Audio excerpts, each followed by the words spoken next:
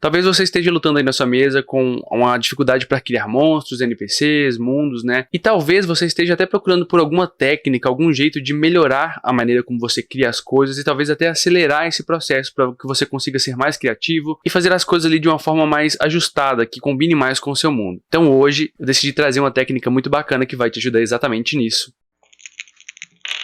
E aí galera, sejam bem-vindos ao Dados Críticos, eu sou o Theory e nesse vídeo aqui eu vou trazer uma técnica para você, para te ajudar a ser mais criativo nas suas mesas de RPG. Essa técnica aqui é extremamente utilizada por mestres de RPG e por pessoas até fora da área da RPG, né, que criam, que trabalham com coisas criativas. A ideia desse vídeo aqui surgiu através de conversas que acontecem lá no Discord do Dados Críticos. Caso você não esteja lá, pode clicar aqui para entrar e participar dessas discussões. A gente estava conversando um pouco sobre essa questão de criatividade e também é muito inspirada por um dos capítulos lá do livro do Mestre Preguiçoso, né? O Retorno do Mestre Preguiçoso, capítulo 15 para ser mais específico, onde ele fala sobre o Rei Skinning. Eu já fiz alguns vídeos, tem uma série inteira do Mestre Preguiçoso aqui, mas eu não falo sobre essa técnica porque ela não tá ali nos 8 passos do mestre, ela é uma dica extra, né? E o Rei Skinning, né, esse nome em inglês, ele significa dar uma nova pele, né? Em português eu traduzo como camuflar, e é uma técnica muito básica, mas que muita gente não utiliza. Muita gente entende essa técnica aqui como plágio talvez, ou como copia e cola, mas ela é um pouco diferente disso. Basicamente o processo da camuflagem, né, dessa técnica em si, é você pegar algo que já existe e você vai inventar e descrever ele de outra forma. Dá pra gente fazer isso com monstros, dá pra fazer com dungeons, masmorras, dá pra fazer com mundos inteiros. E isso é feito não só dentro do RPG, mas em várias outras áreas, né? Basicamente, muita coisa que existe aqui utiliza essa técnica, né? O Windows e o Linux vivem fazendo isso uns com os outros, o iPhone e o Android, eles vivem fazendo isso também entre seus sistemas operacionais. Os carros e empresas copiam funcionalidades umas das outras, tecnologias e por aí vai. A ideia dessa técnica aqui é você se aproveitar de alguns clichês, de algumas coisas que já existem para criar suas próprias, evitar ter tanto trabalho assim. Só que muita gente pode ter uma certa resistência a fazer isso, ou não saber como fazer isso. Então esse vídeo aqui vai ser para discutir um pouco disso e também te ensinar como fazer. Muitos mestres, muitas pessoas, eles não usam essa técnica porque eles podem acreditar que utilizar isso é uma atividade que não é criativa. Eles sentem muitas vezes que eles podem estar roubando alguma coisa que é de outra pessoa. Só que na grande maioria das vezes, essas pessoas que pensam assim dessa forma, não costumam considerar que mesmo quando você cria algo totalmente original, ele sofre invariavelmente influência de outras coisas, de outras obras, de coisas que você já assistiu, já gostou. É muito importante falar aqui que a gente não tá falando de roubar nada, né? A gente não vai simplesmente pegar um monstro que outra pessoa fez, só mudar o nome e falar que a gente que criou, né? Não é isso. É muito importante até que você use e cite as referências, né, que te inspiraram nesse processo. Mas deixa eu dar um exemplo prático aqui de como você pode aplicar isso talvez na sua mesa. Talvez você tá pensando ali que seu grupo atacar um dragão de luz, por exemplo. E aí você vai olhar lá nos monstros e não tem um dragão de luz ali, mas nossa, seria tão legal se tivesse um dragão de luz ali no meu mundo. Então, uma coisa que você pode fazer é pegar uma das criaturas que já existe e camuflar ela. Você vai pegar o mesmo bloco de estatísticas e vai descrever ele de outra forma, né? Então você vai usar, por exemplo, ali a estatística de um monstro que é parecido, mais ou menos. Talvez você pegue o dragão vermelho, só que na hora de descrever, você vai descrever como sendo um dragão de luz. Na hora da baforada, né, que talvez é de fogo, você vai descrever talvez uma baforada de luz e o tipo de dano que ela vai dar pode ser um tipo de dano diferente também. Em vez de ser um dano de fogo, um dano ígneo, pode ser um dano energético, né? Então perceba que quando eu faço esse tipo de coisa, eu ainda assim estou criando, mas eu estou usando ali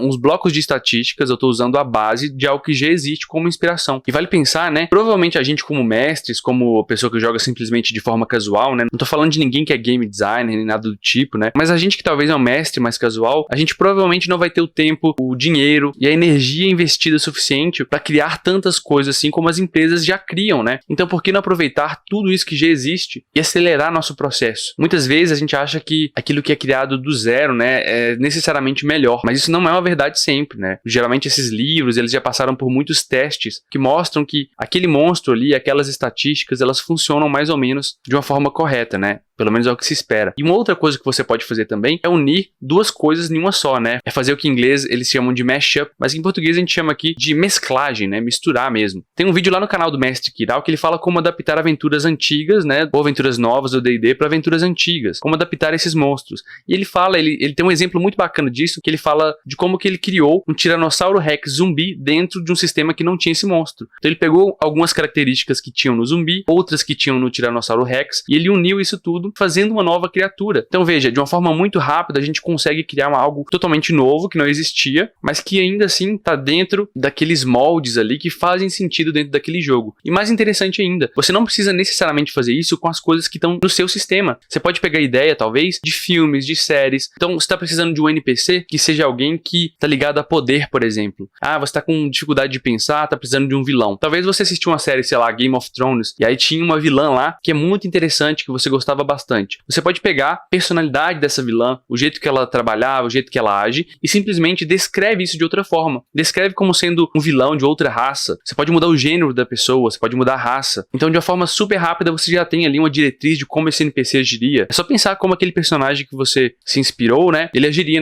nesse caso. Você pode juntar a personalidade de 2 personagens. E isso é um processo criativo que muita gente já usa de forma natural, mas muitas pessoas, acreditem, têm resistência a fazer esse tipo de coisa. E como eu acabei de dizer, você pode fazer isso com mundos, você pode se inspirar ali em deuses, em facções, em regiões inteiras. Você pode pensar talvez em masmorras. Talvez você preparou ali uma masmorra para que os personagens pudessem entrar, mas eles ignoraram e era uma masmorra na floresta. Então você pode usar aquelas mesmas salas, aqueles mesmos monstros e descrever ela talvez lá de uma região nevada, por exemplo, né? Então você está descrevendo de outra forma, está reaproveitando aquilo que você já usou, você mesmo criou. Fazer esse tipo de coisa ajuda demais, demais na preparação e também te ajuda a entender como outras pessoas criaram e começar a desenvolver, né, seu próprio senso criativo, para quando você for criar do zero mesmo, né? Nada do zero de fato, né? Mas quando você for criar ali os seus próprios monstros, suas próprias estatísticas, talvez você criar o seu próprio sistema, você já vai ter uma base, já vai ter testado tanta coisa que você vai ter uma referência de como agir. Vocês já perceberam que a maioria das pessoas que começam no RPG tem uma tendência a querer criar um sistema próprio? E na grande maioria das vezes, esse sistema próprio da pessoa é um conjunto de regras muito parecido com algo que ela já jogou antes? Ou existe lá fora um outro sistema muito parecido? São raras as coisas que realmente trazem um toque ali de novidade, né? E geralmente quando consegue trazer esse toque de novidade,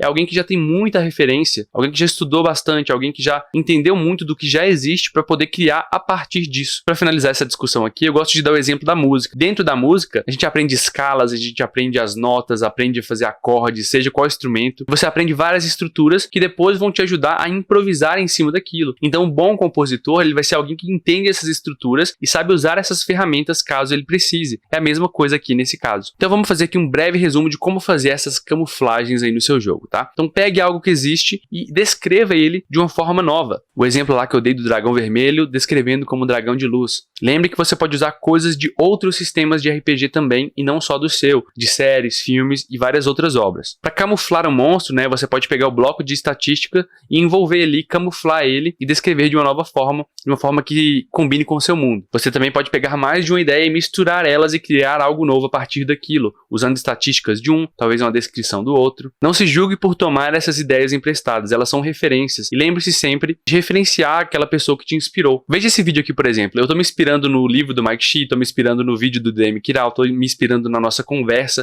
Eu estou citando aqui para vocês as referências que eu usei. E mesmo assim, quando eu faço esse vídeo, eu estou dando a minha parcela aqui, minha contribuição, minha opinião. Então também é algo criativo, não deixa de ser criativo. Não cai nessa armadilha de achar que isso é um trabalho que é menos criativo só porque você está se inspirando em outras pessoas. E lembre-se, essa é uma ferramenta muito poderosa para economizar o seu tempo e para te ajudar a crescer e ter mais referências, para que quando você for criar algo realmente original, você consiga. Então, espero que esse vídeo tenha te ajudado, seja você um mestre iniciante ou alguém que está já mestrando aí há bastante tempo. O que você acha? Você usa essa técnica? Escreve um comentário aqui para mim, porque isso é muito importante para ajudar o vídeo a ser indicado para mais pessoas. Entre no nosso Discord, dá a sua opinião também. Queria lembrar vocês que o Dados Críticos tem um podcast também, só procurar nas plataformas digitais aí que você vai encontrar, onde eu bato um papo lá com a galera, faço entrevistas, faço discussões bem mais longas, né, por conta do tempo. E considera também se tornar um apoiador do canal, sendo um sub lá na plataforma roxa, onde eu faço lives, converso com a galera e jogo alguns joguinhos, um membro aqui no YouTube. E por último, galera, se inscreva no canal, dê seu like, se inscreva no canal de lives também, onde eu deixo as lives. Eu vou deixar outros 2 vídeos aqui no final para você escolher qual próximo vídeo você vai assistir aqui no canal. Um grande abraço e até o próximo vídeo aqui do Dados Críticos.